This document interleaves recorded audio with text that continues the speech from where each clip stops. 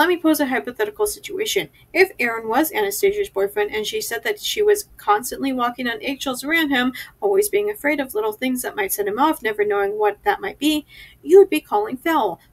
Hello and welcome to Connotation Points Video Snark. If you came here because you thought that this is an audiobook, please stick around and maybe learn some reading and listening comprehension skills. I read books, discuss what went wrong and how they can possibly be fixed. I'm continuing my read-through of Icebreaker by Hannah Grace. Not the first video, go check out the others, links are posted below. Chapter 21. Rather than to actually continue what passes for the plot in this book, I think that we're going to be subjected to an entire chapter of nothing but Anastasia having a therapy session.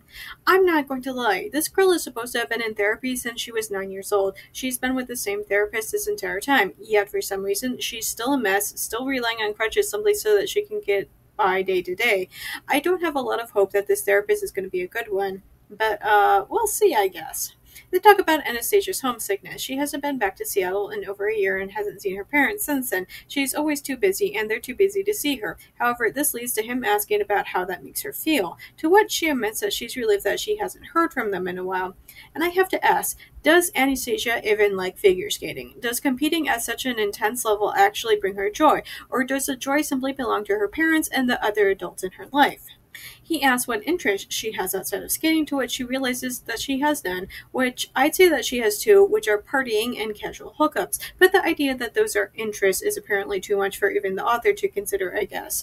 And then he asks that if Anastasia were to somehow quit skating tomorrow, what does she think that her parents would say and do? To which she knows that although they'd be confused, they'd be supportive. Which again, why is she so hung up over skating then? Does she even like skating, or does she simply view it as something that she does that earns her praise?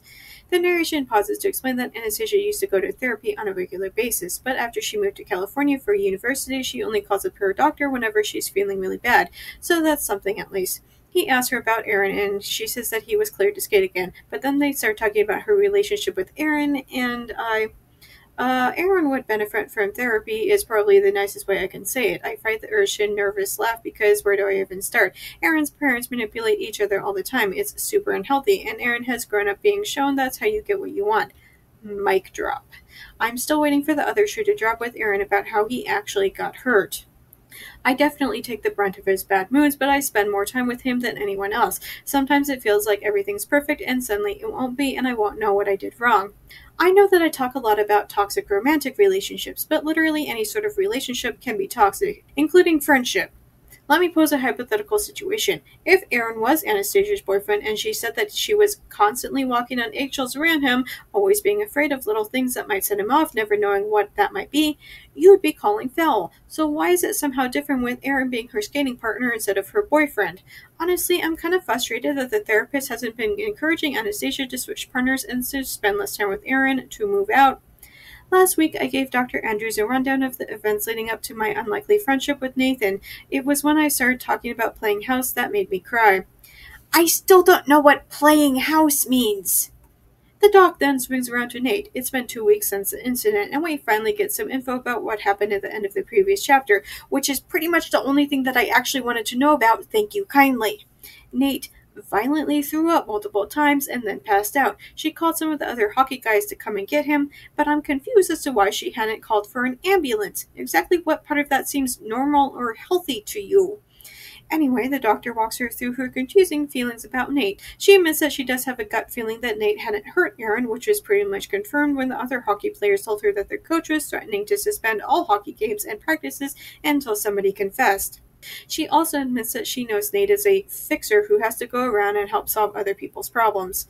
What I'm stuck on is why, knowing all of this and having known it for some time now, Anastasia still continues to cut Nate out. She hasn't talked to him in 2 weeks. Like, it's obviously deeply upsetting for her, but she refuses to do it. She's honestly her own worst enemy.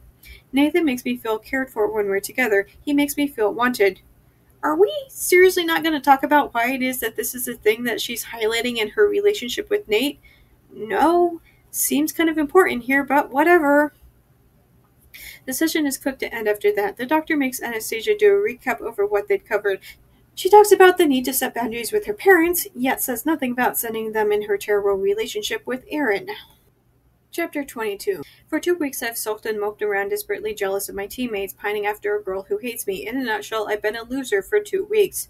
Horace here to ask why it is that Nate has been so hung up on a girl who's told him over and over that she doesn't want anything to do with him, she doesn't want anything more than a friends with benefits situation.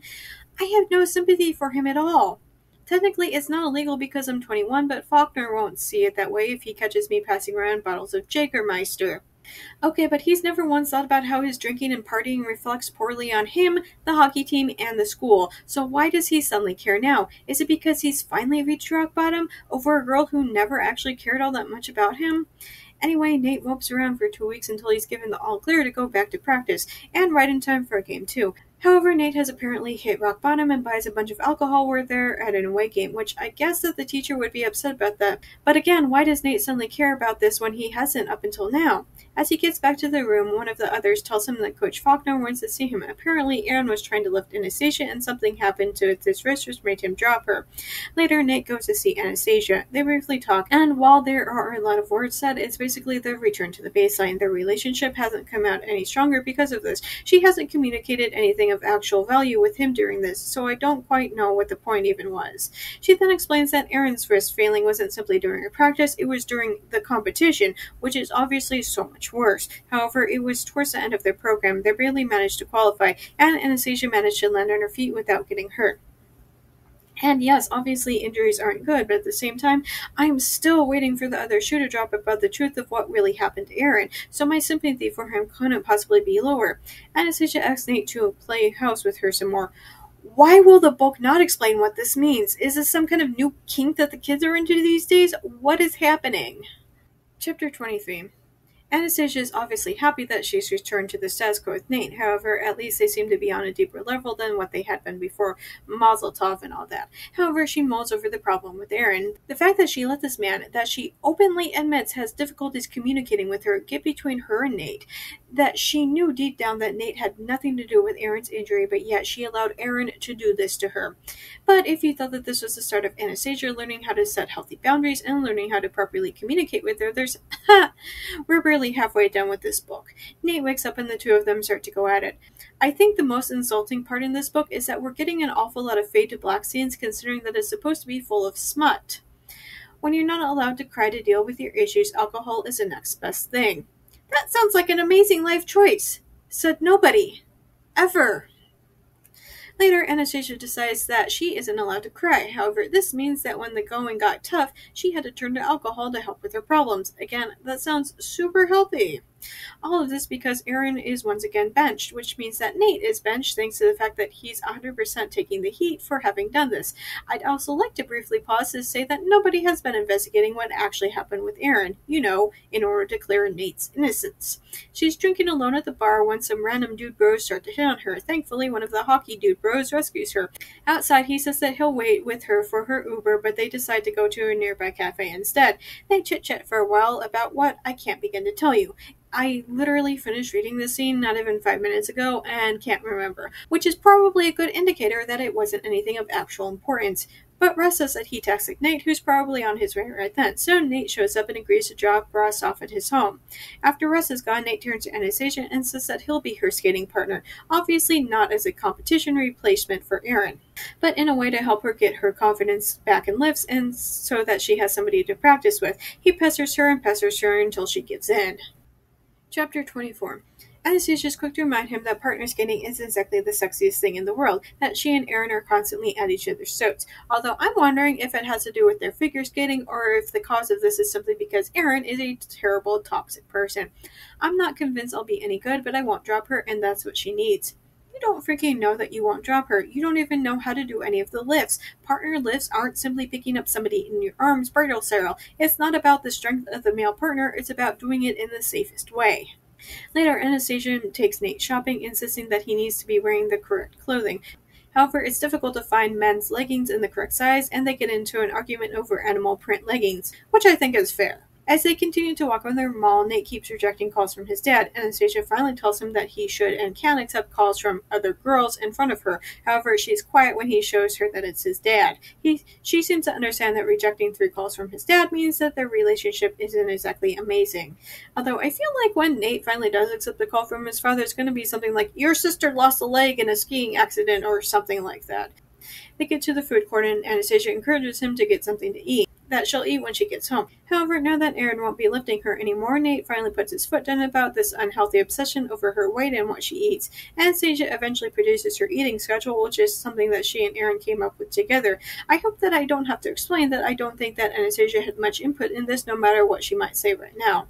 Nate takes one look at it and immediately starts WTFing over the entire thing, and while the narration never flat out says what I've been saying since the start, but I feel like this is the closest that we're going to get to this. He wants to show this to Coach Brady as proof that Aaron has been abusing Anastasia. Anastasia feels like he's being overly dramatic, but he simply says that he's doing this because he cares, which, at this point, why hasn't anybody said anything like this? She said that Ryan knew about how Aaron controlled her diet, yet his response was to feed her KFC every day? Tell me how that's helpful. Thanks for listening to my Book Snark on YouTube. New videos are up every Monday, but stick around because I sometimes drop random videos on other days too. Just as a reminder, even if you can't financially support me, there are other ways to help me out. The first is watching this video as well as all of my other videos. It's also important to like and subscribe. Finally, you can share this video with all your friends so that they can help as well. If you're already caught up with all of my videos, you can go to Tumblr for my main Book Snarks, always free and updated every morning. Newly added to Patreon is to become a member without paying. You'll get access to the same things on Tumblr, but on Patreon. Supporters can have access to so many more book snarks starting at $1 a month. Also new is a 1-week free Patreon trial, so be sure to check that out. Special thanks to Dawn, Phoebe, and Nikki for supporting me on Patreon already. If you want to hear your name in my video next week, either support me on Patreon or make a one-time donation. Do you like my snark so much that you want me to snark your writing? I do that too. For just $6 per chapter, I will tell you how awful that your writing is. But not to worry if you feel like you couldn't take the criticism. I also offer regular book editing as well, just $10 per chapter. You can contact me on any of my social media platforms if you have further questions. If you want to read some of the things that I've written, you can purchase my works on Amazon. I have a slew of spicy short stories and 2 full-length novels. I also frequently run flash sales on my stories, and if you don't follow me on any social media, you might want to do so just so you know when I might be offering things for free. Links for everything will be posted below. See you next week, guys!